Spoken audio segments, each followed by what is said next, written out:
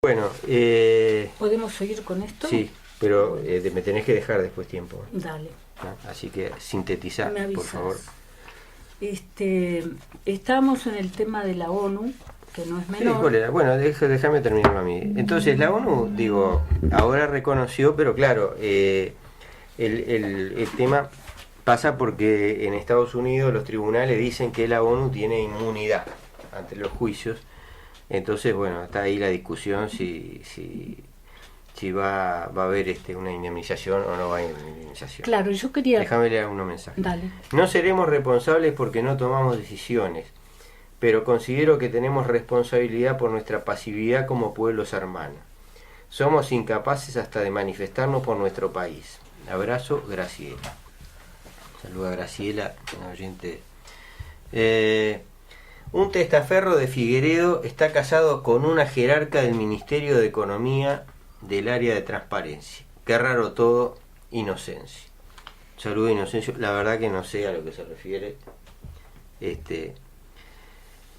Buenas noches, camarada. Los gobiernos pseudoizquierdistas del América y fraude amplistas siguen subordinados al poder internacional saqueando Haití. Fuera de Haití, fraude amplio, saqueadores con hambre y la miseria del pueblo. Esto es el fraude socialdemócrata llamado Frente Amplio. Es hora de despertar uruguayo. Saludo y un abrazo grande, el Che Coquito Gali. Muchas gracias. Mónica, dale, síntesis. Sí.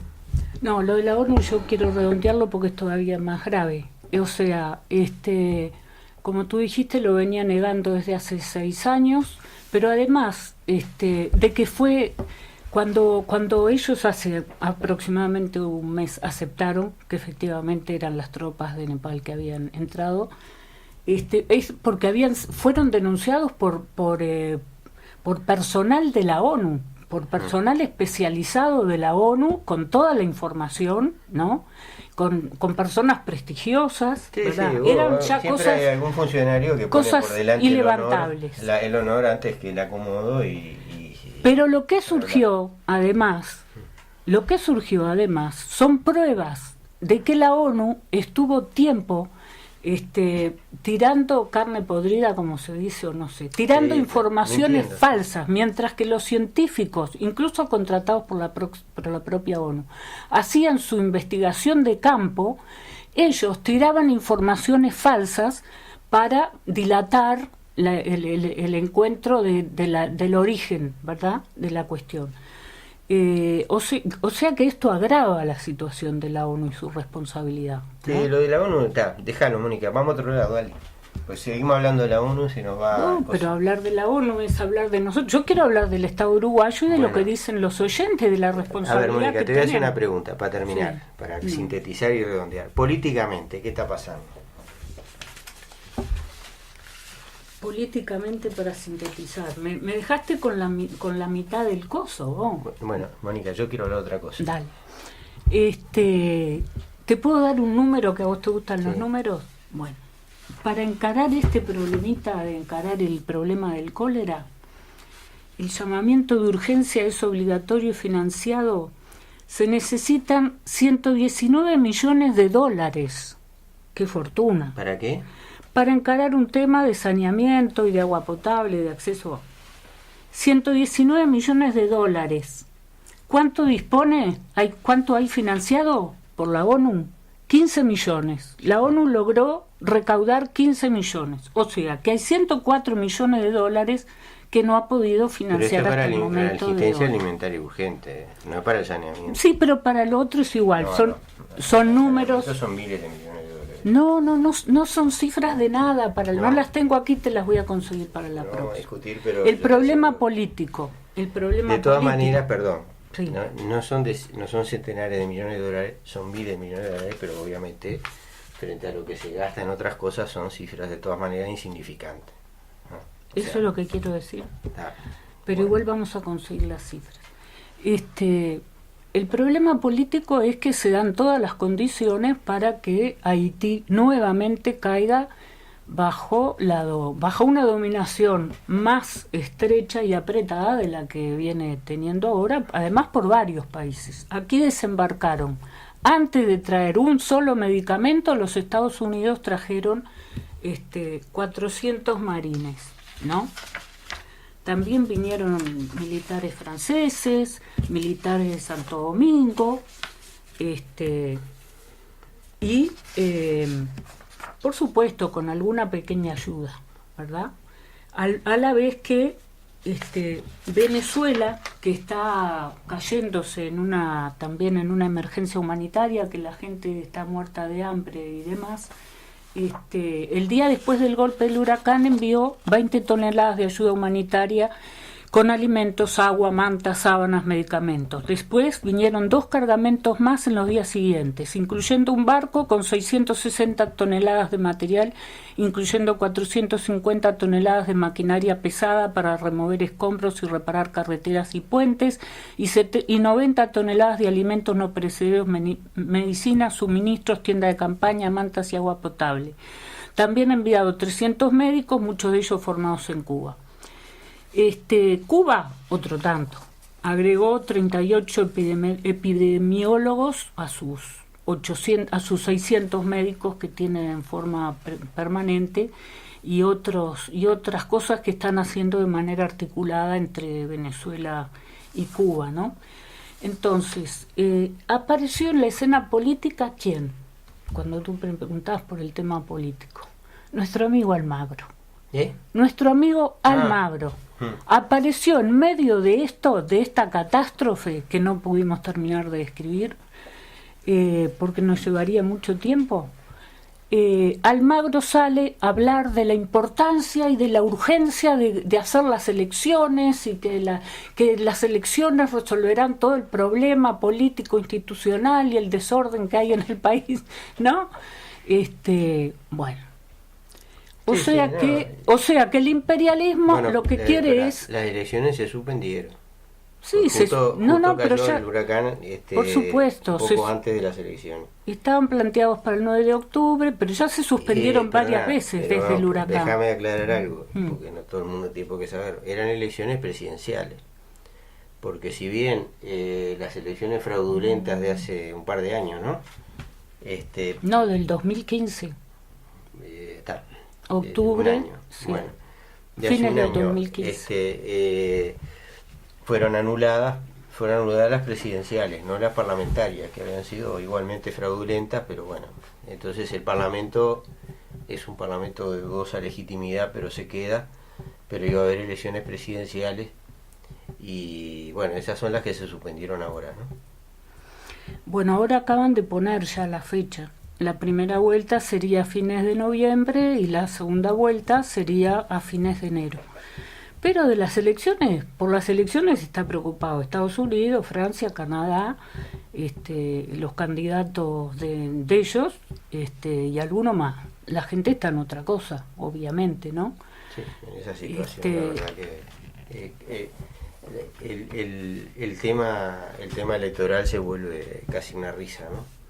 Ya venía muy mal, ahora... No, además, nos dieron a conocer algunos datos que nosotros no teníamos, ¿no? Por ejemplo, en el sur hay 106 distritos, mesas electorales que desaparecieron, como todo, que desapareció. La gente perdió sus partidas de nacimiento, que es lo que necesitan para votar. Hace poco, el Servicio de Paz y Justicia, solamente el Nartibonit, encontró que había 1 millón de personas sin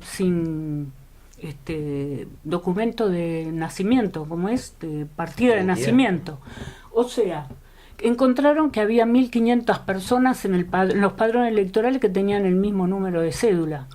O sea, he oído personas que fueron deudores ahora y que dijeron, esto, aunque no haya fraude, esto ya es un fraude de por sí. O sea, no hay las condiciones para hacer una elección con un mínimo de... Sí, lo que buscan Estados Unidos y eso es poner algún títere de ellos, que sería quien el que está, el presidente Prévert. El que está es Prévert, que es interesante decir que bueno, que ha tomado una serie de decisiones que no fueron para nada del agrado de Estados Unidos y que bueno, no será también por eso ¿Pero lo quieren candidato? No, pero también por eso lo quieren sacar rápidamente, porque Claro. no está haciendo los deberes bien para ellos, ¿no? Sí, Por sí, ejemplo, entre otras cosas, se preocupó de que no se volviera a repetir el vergonzoso saqueo de la ayuda humanitaria que ocurrió en Y el de 2010. los candidatos que podríamos considerar, no sé si de izquierda, bueno, más potables, ¿quiénes son? Este muchacho que estuvo acá, El único Moïse Jean-Jacques. que pudiéramos decir, Porque hay otro Moïse, pero que no, ese es de el la derecha, oficialista, la derecha, sí. es Jovenel Moïse. Jovenel Ese es el candidato yanqui que dijimos que es un empresario que tiene sus tierras en una zona franca agrícola Sí, que sí. produce banana, etcétera. Por eso en las manifestaciones, si lo ven, ellos arrastran cachos de bananas. Es y todo eso. impresentable el tipo. No, lo que se armó, lo que lograron armar Estados Unidos y todas las potencias que están ahí, que van y compran a la gente, manipulan, ¿no? Después de aquella unidad que se había dado entre el grupo opositor, ¿no? De 8, el G8 de todos los, el espectro político de políticos tradicionales, ¿no? Lograron armar una coalición de varios de ellos, que es liderado por Jules Celestin, que fue el que había salido para el balotaje y que se negó totalmente, con lo cual ganó un prestigio ante la población, se negó a participar en el balotaje. Claro. Y parecería que esa es una alianza de socialdemócratas que sería el mal menor, si no sale el candidato oficialista, sería el mal menor para los intereses extranjeros. Eso es más o menos el panorama. Bueno, y para terminar, es interesante la comparación, ¿no? El huracán pasó por 3 países, básicamente, ¿no? Pasó por Dominicana también. Creo. En Dominicana mató gente. Unos muertos, sí. En Haití, bueno, el número de muertos es desconocido, pero seguramente mayor de 1000, ¿no? No, parece que bueno. Mirá, hasta esto, dicen que en el extranjero están inflando los números para justificar también la ayuda humanitaria y todo.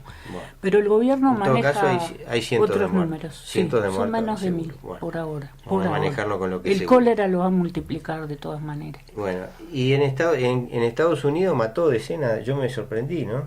Porque inclusive con una intensidad menor, porque después se volvió tormenta, después volvió a agarrar fuerza, pero creo que en ningún momento en Estados Unidos alcanzó la magnitud que tuvo en el paso por el Caribe. Mató como 50 personas. Me suena en la cabeza la cifra de 49, pero no estoy seguro, pero creo que anda por ahí. Y en Cuba no mató a nadie. O sea, arrasó con agarró la punta de Cuba, ¿no? Pero arrasó una ciudad de cierta importancia, que es Baracoa, que es la punta más oriental de Cuba. De la cual me han hablado maravillas, de su belleza. No, y que además, como había sido, no sé si no el bicentenario de su fundación, puede ser, hace pocos meses, estaba completamente hecha nueva. La barrieron, ¿no? Sí. Pero para decir tú, eso es una foto de lo que son los sistemas sociales, a los que están ahí uno al lado del otro, ¿no? Sin duda que sí. Además, hablando de refugios, primero, en Cuba desplazaron obligatoriamente, o sea, la gente no la tienen que llevar a punta de fusil, la gente ya está organizada y saben que se pasa todos los años, ¿verdad? Hay refugios y desplazaron, ahora no tengo los números, pero a cientos de miles de personas, ¿no? Y como siempre, esa gente se salva. Está todo organizado a nivel popular. Cada uno sabe lo que tiene que hacer ante una alerta.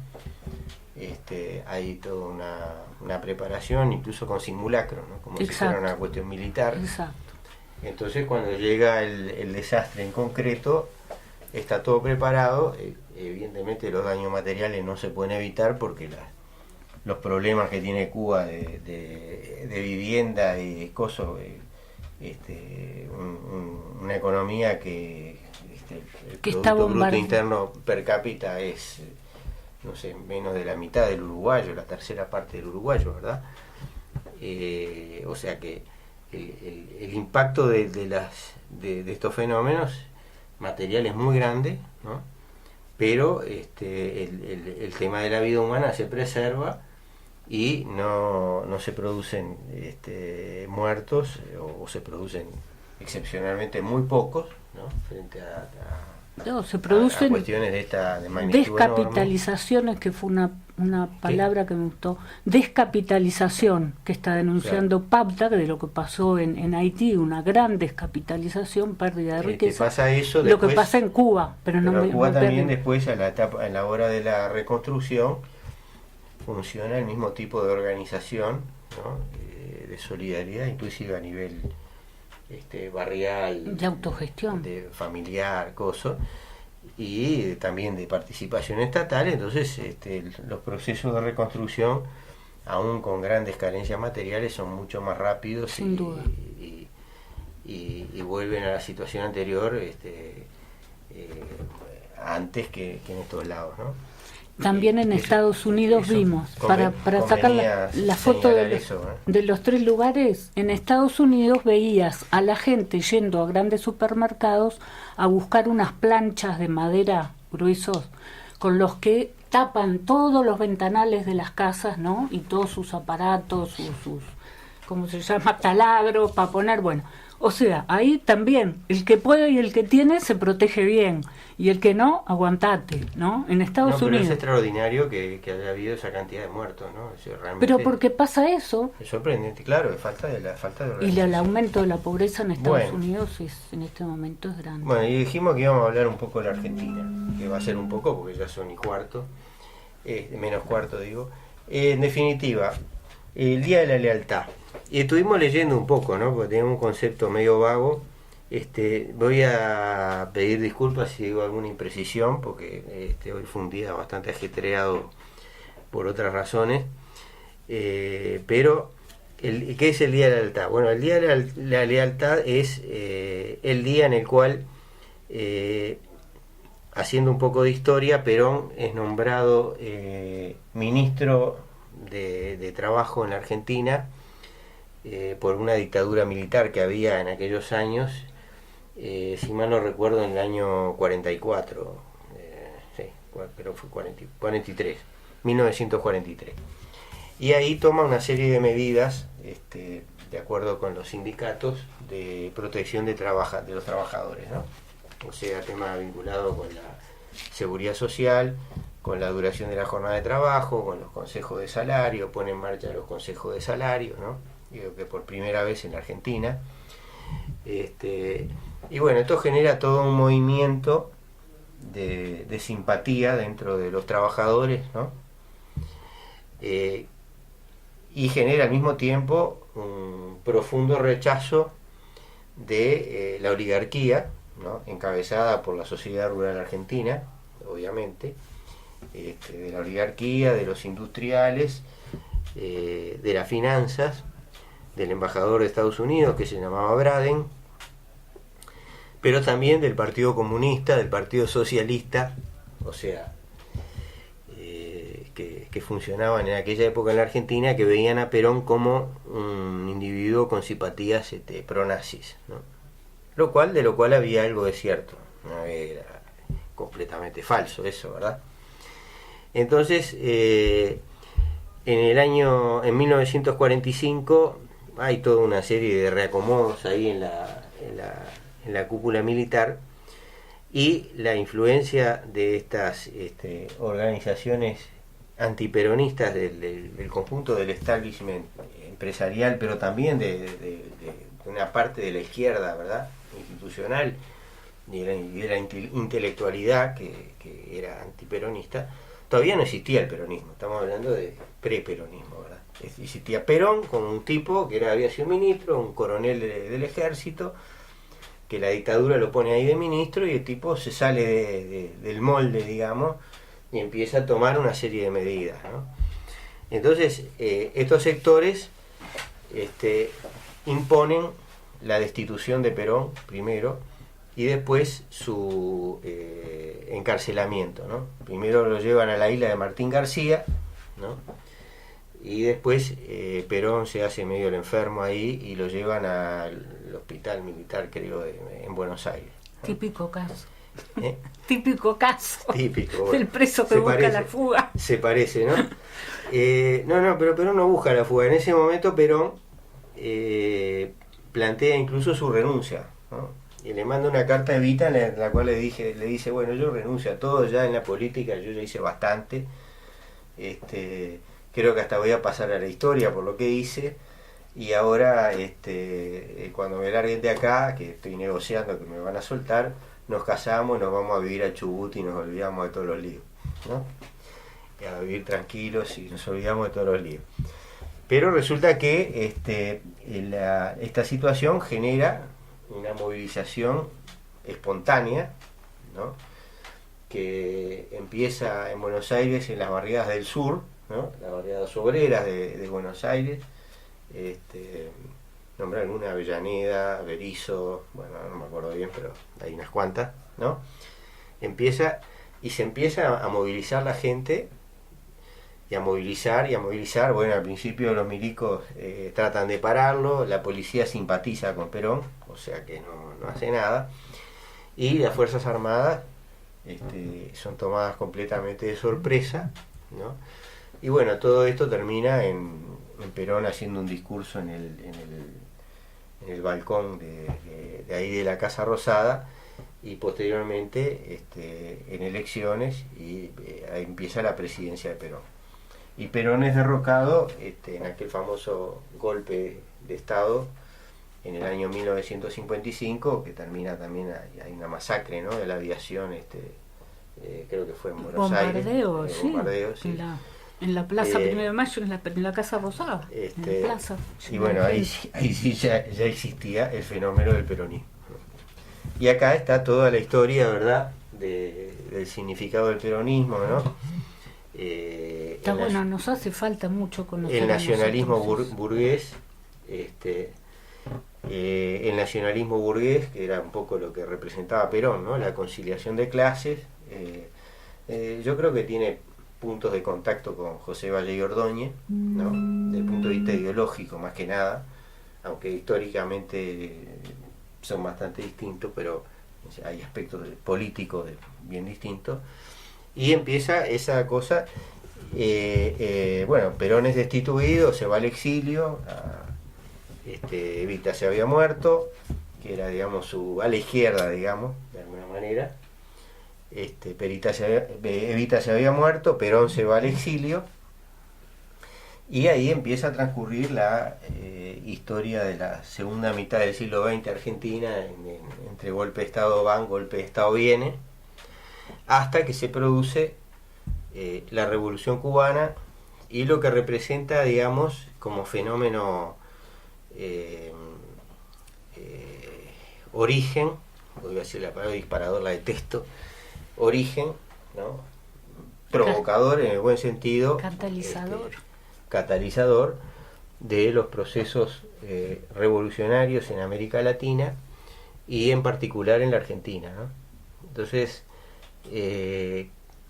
hay, digamos, en los años 60, Argentina vive permanentemente en golpe de Estado, ¿no? Y ya sobre fines de la década del 60 empieza un proceso de radicalización muy grande. Surgen una serie de organizaciones armadas, la mayoría de ellas eran de matriz peronista. Había por lo menos una que no, que era el Partido Revolucionario de los Trabajadores, que después crea el Ejército Revolucionario del Pueblo. Toda esta historia es en sí, nos provocó porque estamos leyendo un libro que vamos a mostrarlo en cámara, lo trajo hace poco y que lo queremos comprar ahora que miembro todo eso. Y bueno, vamos a tratar de hacer alguna gestión a ver si lo podemos conseguir unos cuantos ejemplares. Me parece que dejaron acá, yo pregunté. Algunos creo que dejaron, sí. El libro es la historia del PRT-ERP por sus protagonistas, autor Daniel De Santis, aunque no es solo Daniel De Santis, hay entrevistas a distintos participantes del PRT, pero también hay algunos montoneros. Y todo este proceso, digamos, se da, el Partido Revolucionario de los Trabajadores es una organización que tiene una matriz trotskista, ¿no? O sea, empieza como una escisión de un grupo argentino, un partido argentino que era el morenismo, no me acuerdo la sigla cómo era, pero su dirigente máximo se llamaba Nahuel Moreno, que era parte de la Cuarta Internacional de la época. Entonces estos compañeros asumen un poco el ejemplo de la Revolución Cubana y en particular el accionar de Che Guevara, y comienzan a plantear la lucha armada como forma principal de lucha contra en ese momento había una dictadura, ¿no? ¿En qué año es eso, William? Y estamos hablando de acá del 60, ¿no? Ahora la fundación del ERC, no me acuerdo, pero este libro es 50 aniversario de la fundación del PRT. Creo que eso desde el 2007, 2009, no me acuerdo bien el libro. Saquen la cuenta. 50 años, 69, ¿no? No, pero la fundación del PRT es anterior. La fundación del PRT es alrededor del 66, 67, por ahí. Y tiene dos orígenes el PRT, digamos, geográficos. Uno es el norte, Santa Fe, Tucumán, y el otro es Córdoba. O sea, aunque el primer origen, digamos, es en el norte azucarero, ¿no? La organización de los trabajadores del azúcar del norte. Con una base entonces fundamentalmente obrera y... ¿no? Sí, obrera. Y de trabajadores rurales también. O sea, como empiezan casi todas las organizaciones revolucionarias, no empiezan por los obreros. No, siempre hay intelectuales. Intelectuales, claro, de origen pequeño burgués, pero bueno, que asumen una ideología marxista-leninista en este caso, y es una organización que tiene, digamos, una definición ideológica marxista-leninista clara, ¿no? Indubitable, por más que en el curso de la lucha va planteando programas de tipo antidictatorial, nacional, qué sé yo. Y bueno, quería leer un párrafo, a ti, Mónica, probablemente te va a traer recuerdo, de política ficción, ¿no? Esto está refiriendo más o menos a febrero del año 1973. ¿Te acordás que pasaba en febrero de 1973 acá, ¿no? Sí. En el punto de situación internacional sobre la base, esto es un informe del comité ejecutivo creo que sí, del PRT, ¿no? Ya estaba funcionando la Junta de Coordinación Revolucionaria, que era el Ejército de Liberación Nacional de Bolivia, el MIR chileno, el PRT argentino y el MLN de Uruguay. El MLN de Uruguay. En el punto de situación internacional, sobre la base del informe de los compañeros del MIR y Tupamaros, se consideraba que en Chile la situación es crítica, se prepara activamente un golpe contrarrevolucionario, el allendismo muestra disposición combativa, preparándose activamente para cualquier eventualidad. Evidentemente no estaba muy preparado. El MIR, por su parte, está alerta y en condiciones de intervenir eficazmente. Ese es el diagnóstico de Chile. Mientras que en Uruguay las masas están activas y en proceso de radicalización creciente. Dentro del Frente Amplio se perfila una fuerte y combativa corriente nacionalista alrededor del coloradismo de Michelini, la UP de Erro y el 26 de marzo, que lideran la oposición al gobierno con una tónica radical y pro lucha armada.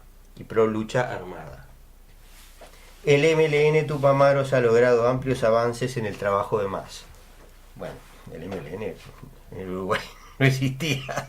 En ese momento me habían vuelto algunos algo compañeros existía. Heroicos, pero digo... No, algo existía. Bueno, con esto nos despedimos hasta la semana que viene. Gracias por venir.